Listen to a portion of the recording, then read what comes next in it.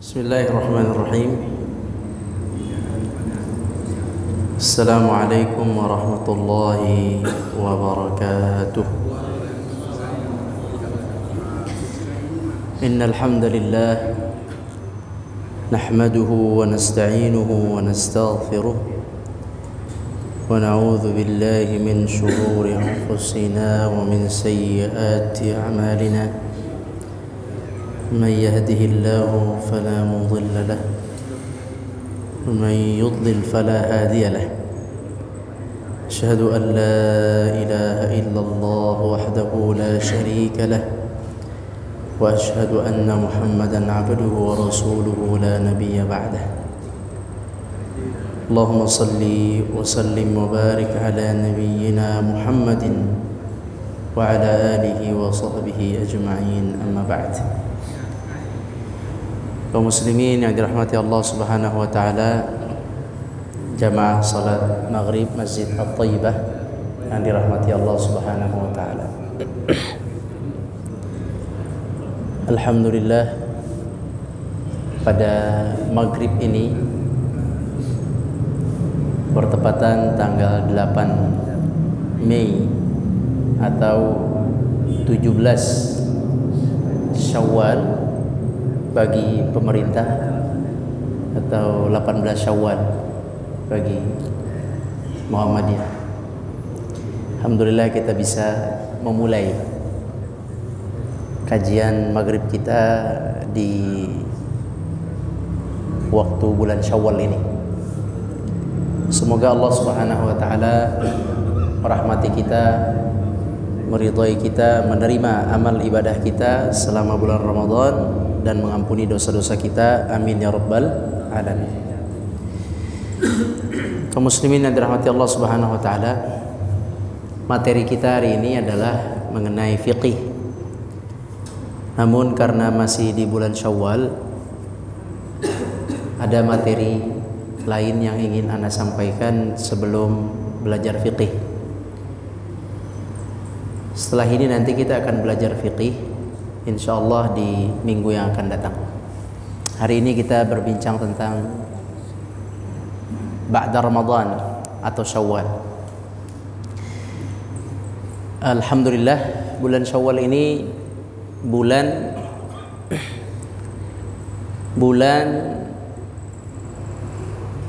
apa? Bulan Syawal ini bulan Syawal. Bulan Syawal adalah bulan awal dari permusuhan yang nyata antara manusia dengan syaitan. Setelah kita di Ramadan itu dimenangkan oleh Allah, dibantu oleh Allah untuk menjauhi gangguan syaitan, dan syaitan dikalahkan, Allah Subhanahu wa taala membelenggunya, mengikatnya, sehingga lemahlah gangguannya. Di waktu yang sama kuatlah malaika yang membisikkan kita, kuatlah jiwa kita untuk beribadah di bulan Ramadan. Setelah Ramadan selesai, ketika malam takbiran, maka saat itu semua pertolongan Allah kepada hambanya untuk beribadah selesai. Pertolongan untuk puasa di siang hari dengan mudah selesai. Pertolongan untuk qiyamul lail setiap malam, salat berapa rakaat? 11. Tidak, pasti 11. Pertolongan Allah juga untuk tilawah Quran sampai khatam. Pertolongan-pertolongan ini khusus di Ramadan dan dia berakhir di bulan Syawal. Di bulan Syawal Allah memberikan pertolongan, tapi tidak sebanyak pertolongan yang diberikan oleh Allah di bulan Ramadan.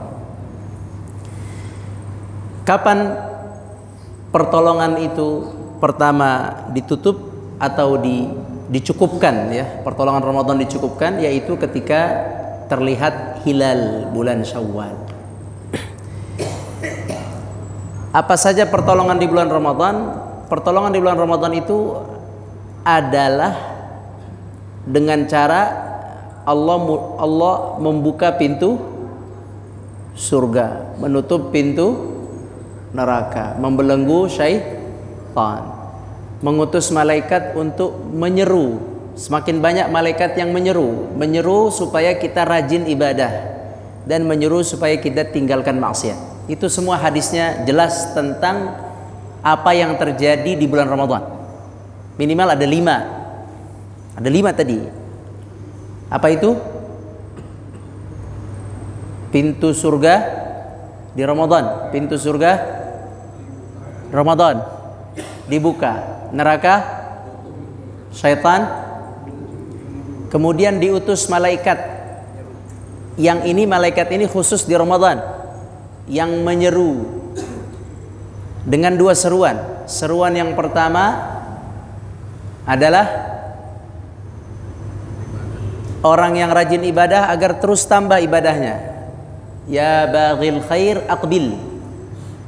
Wahai yang rajin ibadah, tambah semangat. Kemudian seruan yang kedua, ya baghil syarri aqsir. Wahai orang yang suka maksiat, tinggalkan. Ini kemudahan yang dirasakan oleh seluruh umat Islam, sehingga dia bisa puasa setiap hari, dia bisa khatam Quran, bisa tadarus setiap malam, bisa qiyamul lail setiap malam dengan jumlah yang sama dan istiqamah, bahkan bisa bersedekah dengan jumlah yang besar dibandingkan bulan yang lain. Bahkan mungkin ada yang umrah di bulan Ramadan. Ini semua adalah pemberian dari Allah Subhanahu wa taala secara cuma-cuma. Dan pemberian khusus yang seperti ini terhenti di saat malam takbiran. Makanya di malam takbiran atau di bulan Syawal ini adalah dikatakan oleh para ahli ulama adalah bidayatul muwajahah ma'a syaitan. Syawal adalah permulaan muwajahah dengan syaitan. Permulaan kita itu berhadapan dengan syaitan, sebab syaitan sudah dilepas. Pertolongan Allah Azza wa Jalla tidak lagi seperti Ramadan, sehingga terjadi penurunan ibadah yang sangat drastis. Naam. Dan terjadi bukan hanya di kalangan orang awam, di kalangan ahli ibadah, orang soleh pun terjadi penurunan yang sangat drastis. Padahal di bulan Ramadan kita tidak minum booster vitamin, tidak suntik vaksin Ramadan, tidak ada. Tapi kita kuat di Ramadan. Bayangkan kita tidur sedikit sekali di Ramadan itu, wabil khusus 10 terakhir. Yang kemarin Allah izinkan, Allah berikan kekuatan 10 terakhir, tidurnya sedikit, bangun lagi ibadah terus. Tapi itu kuat di bulan Ramadan. Padahal kita tidak minum apa-apa di sana, tidak ada vitamin khusus, tapi Allah kuatkan. Nah, setelah Ramadan selesai, berubah keadaan. Dari sini pelajaran yang kita ambil adalah bahwa ibadah itu pertolongan dari Allah. Itu yang ingin saya sampaikan pertama. Maka barang siapa yang beribadah dengan baik kepada Allah, barang siapa yang salat dengan baik, tepat waktu, puasa sunnah, salat sunnah, qiyamul lail, tilawah Quran, di Ramadan atau di luar Ramadan, itu pertolongan semua dari Allah, bukan dari kita. Memang ada kemauan dari kita, tapi Allah yang sesungguhnya yang memberikan taufik kepada kita sehingga kita bisa melakukan ibadah itu. Ini akan terasa ketika di Syawal. Di Syawal terasa bahwa ibadah kita tidak sekuat di Ramadan, karena tadi pertolongannya tidak seperti di Ramadan. Nah, ini kita harus sadar. Jangan merasa saya di Ramadan ibadah saya sudah sangat bagus, sangat indah, hebat, saya qiyamul lail 10 malam. La. Kalau bukan Allah yang membangunkan, yang mengizinkan, tidak bisa. Kalau bisa sekarang coba, ntar malam jam 2 datang sini. Hah? Gak harus ada Ustadz Imran, gak harus ada imam, datang aja. Kalau ingin sama istiqamah dengan Ramadan, gak bakal bisa. Gak akan bisa. Udah fitrahnya begitu, tidak bisa. Sebab syaitan kembali menggoda, terjadi permusuhan yang nyata di bulan Syawal.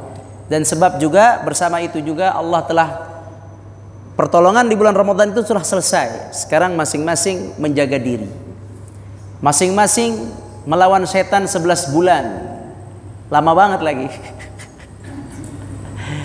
Masing-masing menjaga diri dan meminta pertolongan sendiri. Kalau Ramadan kita dikasih, kalau bulan Syawal adalah saatnya kita meminta pertolongan lebih untuk beribadah kepada Allah Subhanahu wa taala. Di bulan Syawal sampai bulan Sya'ban, 11 bulan. Kita harus minta pertolongan kepada Allah untuk bisa tetap dalam iman Islam dan tetap mengamalkan apa yang ada di Ramadan, dan tidak akan bisa sama. Gak akan sama. Makanya para ulama mengatakan hafidhu alal a'mal fi Ramadan walau kanat qalilah. Jagalah kebiasaan-kebiasaan Ramadan di Syawal dan seterusnya walaupun sedikit. Walaupun sedikit. Enggak mesti banyak, karena untuk tiap malam 11 rakaat, 11 rakaatnya kayak imam ya, jangan 11 rakaat model sendiri. Kalau 11 rakaat sendiri udah ketahuan itu. Ya, kalau sama imam, yang sama imam itu berapa itu? Berapa menit itu mulainya? Ya enggak, yang tarawih aja, enggak usah yang qiyamul lail. Yang tarawih jam 8 sampai jam 8 lewat 10. 40 menit. 11 rakaat 40 menit. Sama seperti itu, bisa dijaga tiap malam istiqamah. Oh, itu Masya Allah. Masya Allah, itu benar-benar dapat taufik dari Allah Azza wa Jalla. Kalau Nabi dapat Pak. Kalau Nabi antara Ramadan dan di luar Ramadan selalu 11, tidak ada bolongnya. Dalam safar pun Nabi salat. Nabi SAW. Kalau kita nggak tahu. Dan sangat nampak kelemahan kita adalah di malam Id. Di malam Idul Fitri. Disitulah mulai malam pertama manusia melupakan qiyamul lail. Di situ benar-benar, naam, itu benar-benar musibah. Benar-benar sebuah kesedihan. Hari pertama pun gak bisa dia sholat 11 rakaat.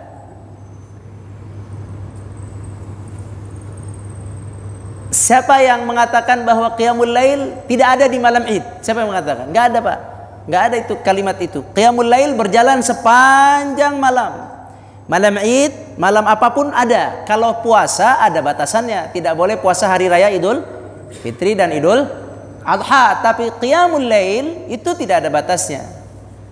Bahkan Imam Syafi'i rahimahullah, beliau mengatakan, kata Imam Syafi'i, saya senang uhibbu.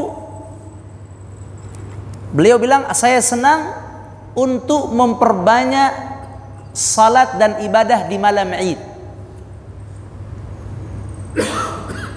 Kita senang santai-santai di malam Id. Ini muskilah ini. Malam Id.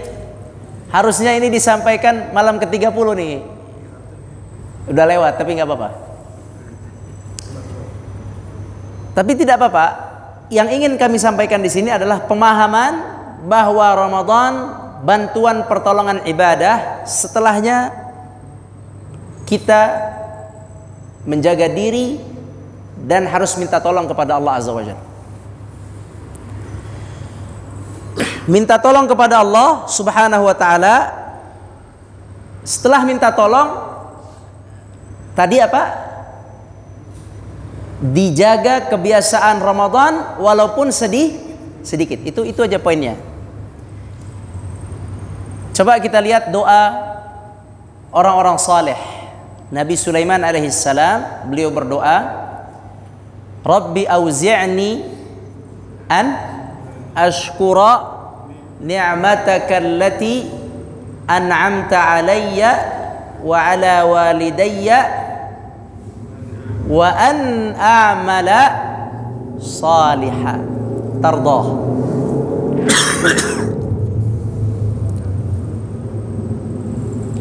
Nabi Sulaiman itu adalah manusia terkaya,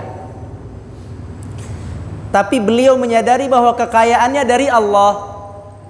Maka beliau berkata, auzi'ni, anugerahkan kepadaku an ashkura, supaya aku bersyukur atas nikmatmu kepadaku dan kepada bapakku Daud alaihissalam. Daud juga adalah seorang raja. Daud raja, Sulaiman raja alaihimussalam. Berikan kepadaku anugerah untuk bersyukur. Bayangkan, berarti minta supaya saya bersyukur. Auzi'ni an ashkura ni'matak allati an'amta alayya wa ala walidayya. Setelah itu wa an a'mala salihan tarda. Berikan aku anugerah supaya beramal saleh. Nah, ini baru pemikiran seorang muslim yang hakiki. Rizki dari Allah, ibadah dari Allah. Nah, ini yang sempurna. Pemahaman ini menjadikan seseorang meminta pertolongan dalam beribadah, bukan ujub dan sombong beribadah. Ini bahaya ini. Naam.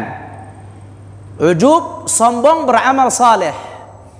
Ini adalah ketidakfahaman tentang anugerah amal saleh itu dari Allah Azza wa Jalla. Kefahaman para nabi menjadikan mereka sampai meminta pada titik, bantu saya biar bisa beramal saleh. Nah, sampai titik situ. Nah, orang-orang yang mengerti ini, mereka akan berhati-hati di bulan Syawal. Bahkan bersiap siaga di bulan Syawal. Karena kalau di bulan Syawal sudah kalah nih, mau di bulan lain bonyok kita. Betul. Di bulan Syawal sudah kalah nih, sudah jauh dari kebiasaan Ramadan. Fama ba'dahu, setelahnya lebih buruk lagi. Berarti bulan apa? Syawal, Dzulqa'dah, Dzulhijjah, terus ke sana makin hancur. Subhanallah, benar-benar sulit.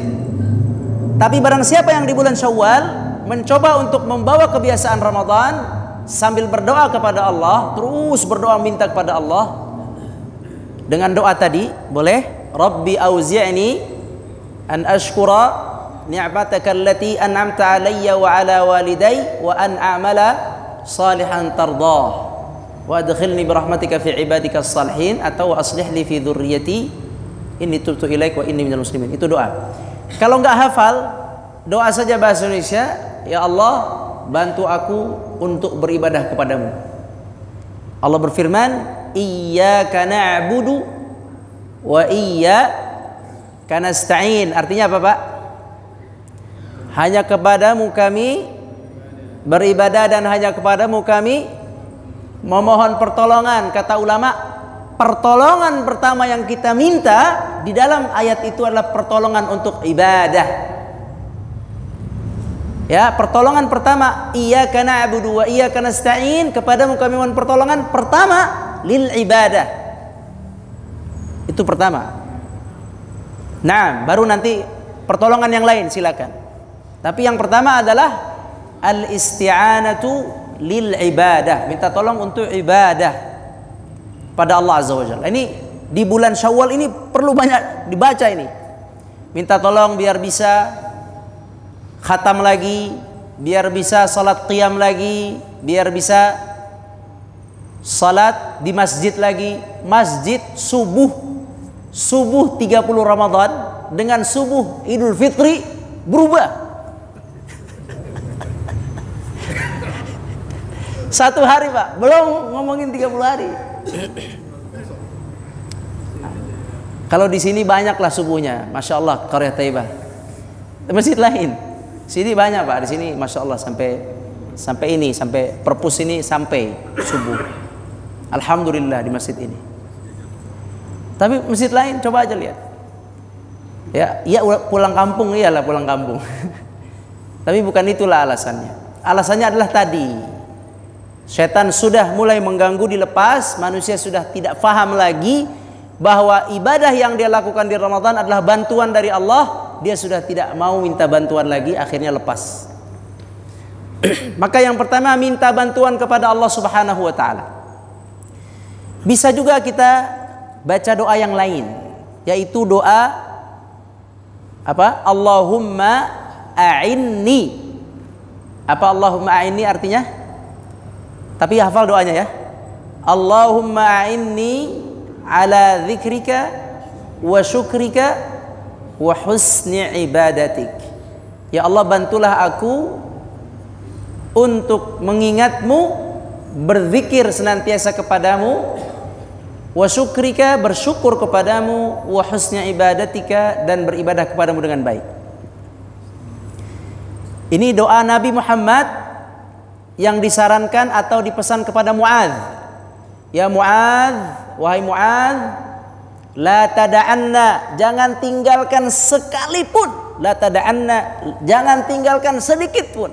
La tada'anna antaqula dubura kulli salatin, dibaca setiap di pengakhir salat, sebelum salam, sebelum tahiyat akhir, sebelum salam, atau boleh juga ba'da salam. Setelah salam kan kita zikir tuh.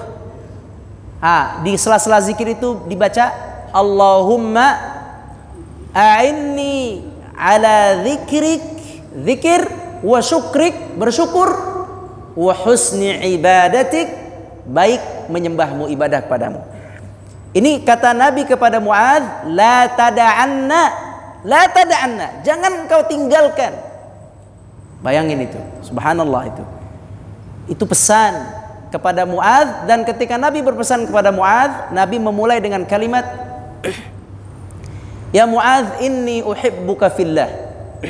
Wahai Muadz, saya cinta kepadamu karena Allah. Ketika Nabi mengatakan saya cinta kepadamu karena Allah, jangan tinggalkan kalimat ini, artinya ini nasihat karena saya cinta. Ini nasihat karena saya benar-benar ingin kebaikan kepadamu wahai Muadz, maka jangan pernah ditinggalkan. Ba'da shalah, doa apa tadi? Allahumma a'inni ala dzikrik wa syukrik wa husni ibadatik. A'inni, tolonglah aku, bantulah aku. Ini jangan ditinggalkan setiap salat. Tadi bisa dilakukan sebelum salam atau ba'da salam. Sebelum subhanallah atau ba'da subhanallah, boleh, tidak ada masalah. Itu doa dari Nabi SAW. Jadi bisa doa yang pertama, Rabbi auzi'ni, bisa doa Allahumma a'inni.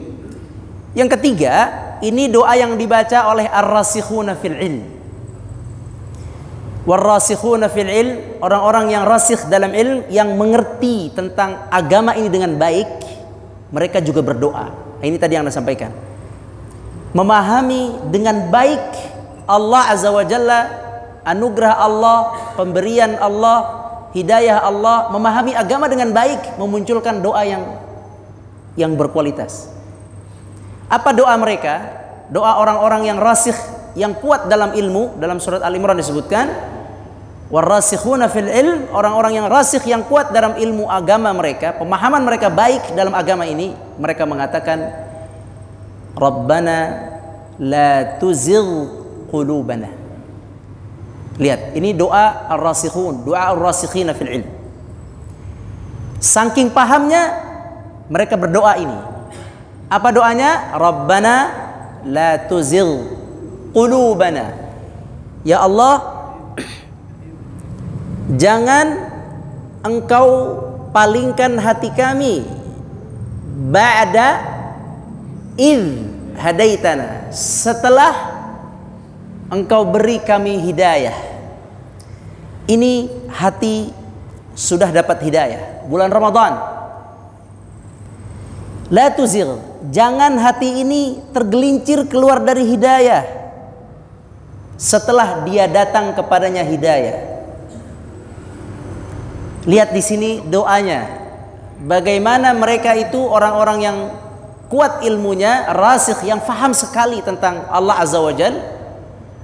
Mereka meminta dari sisi yang paling kuat, yaitu hati. Mereka meyakini bahwa hati, ketaatan, kemaksiatan itu bisa kapanpun Allah arahkan manusia. Ngeri ini. Jadi hati itu di jari-jari Allah dalam hadis, bahwa hati-hati manusia fi isba'aini min asabi'ir rahman. Hati-hati kita ada di jari jemari Allah, 2 jari dari jemari Allah. Jumlahnya wallahu a'lam. 2 jemari Allah memegang hati manusia, yuqallibuha kaifa yasha. Allah bolak-balikan, terserah Allah.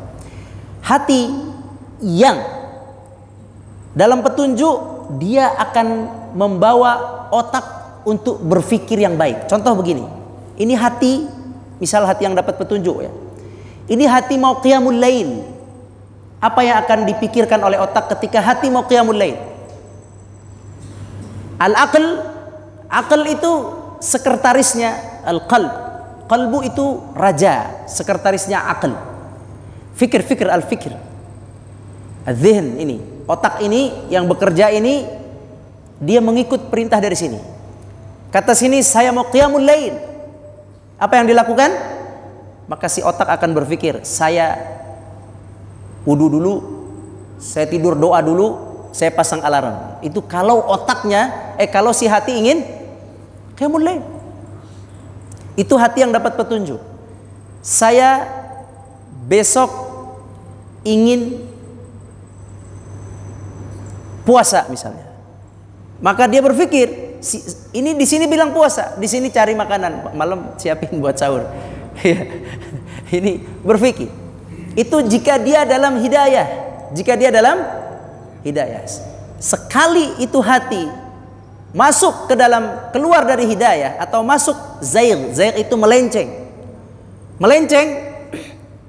melenceng saja, maka otak pun bekerja yang buruk lagi. Contoh, ketika dia mau qiyamul lail tadi terjadi seperti itu. Dia mau puasa jadi seperti itu.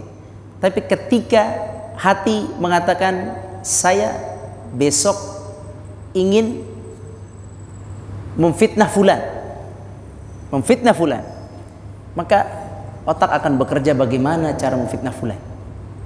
Kasihan otak jadi korban. Dia akan bekerja.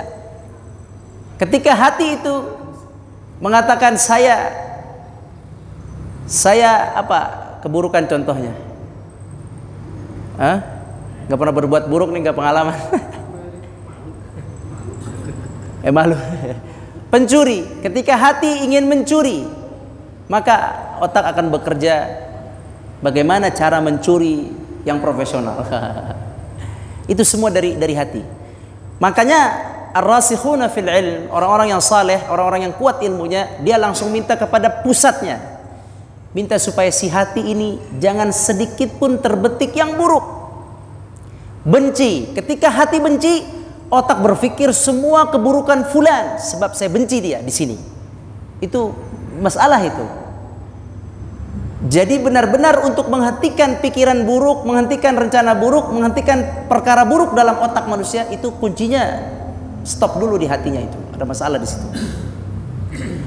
Nah, para orang saleh mereka berdoa, la tuzigh, jangan hati saya melenceng sedikit pun. Berniat menyakiti orang, nauzubillah. Berniat untuk memfitnah orang, berniat untuk memojokkan orang, berniat untuk memalukan orang. Ini sedikit saja nih hati sudah seperti itu, muncul gerakan, ucapan, pikiran-pikiran yang semuanya akan ke sana. Jadi kita minta hati ini dalam hidayah. Makanya la tuzigh qulubana ba'da idh hadaitana. Hati saya ya Allah yang sudah Engkau beri hidayah ini, ya Allah, ini semua bapak-bapak udah dapat hidayah. Maka diminta lagi agar ditambah hidayah. Boleh kita bahasa Indonesia, ya Allah, Engkau telah beri aku hidayah, tambahkan aku hidayah. Boleh gitu. Engkau telah berikan aku kesehatan, tambahkan aku kesehatan. Boleh gitu Pak, doa. Engkau telah berikan aku rizki, tambahkan aku rizki. Itu namanya pengakuan pemberian dan meminta. Allah lebih suka dengan kalimat itu.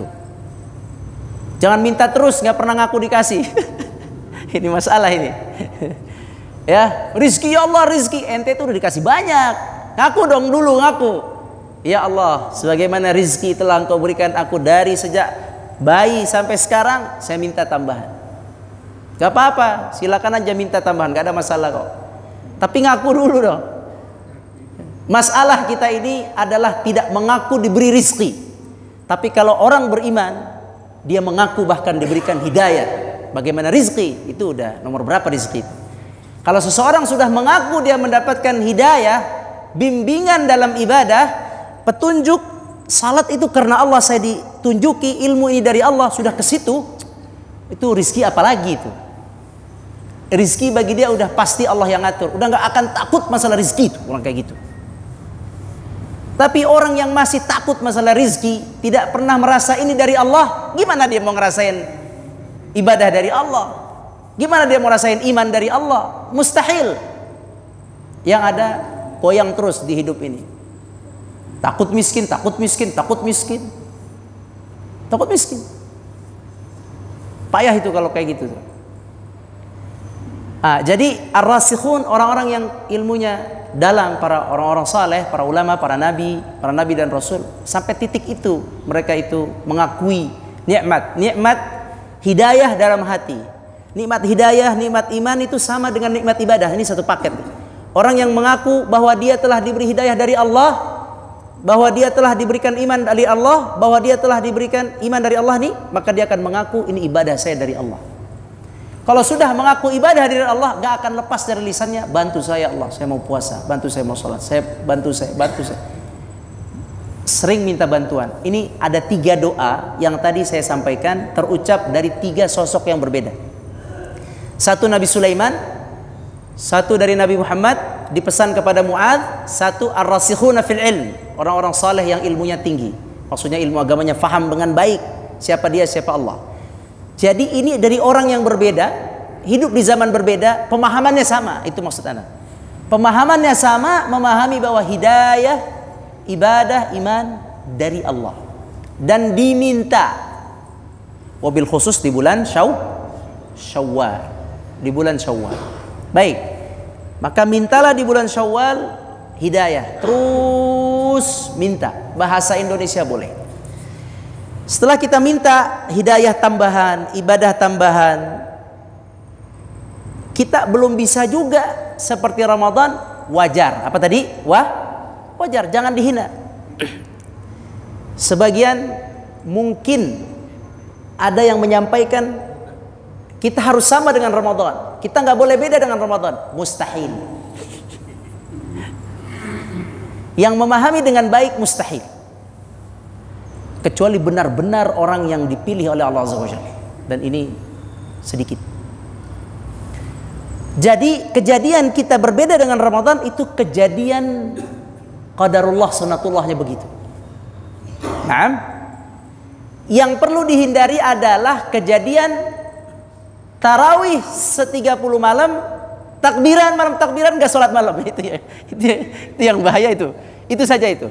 Ramadan sholat di masjid, enggak Ramadan enggak sholat atau enggak sholat di masjid. Ini yang perlu dihindari.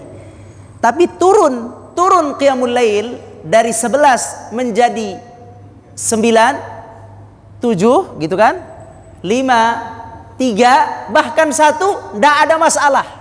Enggak ada masalah. Sama sekali enggak ada masalah. Bahkan jadi 1 pun tidak ada masalah. Kata Nabi SAW dalam sebuah hadis, ini untuk menjelaskan ketidakmasalahan berkurangnya jumlah, tapi masalah ditinggalkannya amal. Bisa dipahami? Tidak ada masalah berkurangnya jumlah, tapi masalah Apa tadi masalahnya? Ditinggalkannya amal. Nabi SAW, man ahabba ayyutira bi khams falyaf'al. Barang siapa yang ingin sholat witir 5 rakaat, lakukan. Wa man ahabba ayyutira bi thalath falyaf'al. Barang siapa yang ingin witir 3 rakaat, silahkan. Wa man ahabba ayyutira bi wahidah. Saya kira jam 7 ini. Kirain isya jam 7. Barang siapa yang ingin witir 1 rakaat, falyaf'al. Artinya bisa sholat malam dengan jumlah berapa rakaat? Nah, gak apa-apa 1, yang penting istiqamah. Kata Nabi, hadis Bukhari, ahabbul a'mali indallah adwamuha wa in qall. Yang dicintai amal oleh Allah adalah berkelanjutan walaupun. Jadi tidak apa-apa 1, yang penting tidak apa-apa selembar tilawah, yang penting itu poinnya. Karena nggak mungkin kita kayak Ramadan lagi, nunggu Ramadan ya kan. Itulah kenapa dulu para orang soleh pengen Ramadannya lama, setengah tahun Ramadan, setengahnya dah. Enak kan? Tapi enggak, kita dikasih cuma 1 kali. Sedih juga, tapi itulah. Pengennya sih 6 bulan atau selang-seling dah. Hemat rizki, hemat, semuanya hemat. Ramadan itu sehat. Tapi qadarullah, kita hanya dikasih 1 bulan dalam 12 bulan, subhanallah. Baik, terima kasih. Mohon maaf yang benar dari Allah, yang salah dari anak. Semoga Allah jaga kita di bulan Syawal sampai bulan Sya'ban, dikuatkan oleh Allah untuk melanjutkan kebiasaan Ramadan walaupun hanya sedikit, dan semoga Allah berikan kita kekuatan untuk istiqamah di atas yang sedikit itu sampai masuk ke Ramadan berikutnya jika Allah panjangkan umur kita. Allahumma amin ya rabbal alamin. Wallahu a'lam. Aqulu qouli hadza wa astaghfirullah li wa lakum. Oh ya, silakan. Belum ya? Oh ya udah, silakan apabila ada yang ditanya. Sekarang jam berapa sih? Oh belum, 5 menit lagi. Silakan jika ada pertanyaan.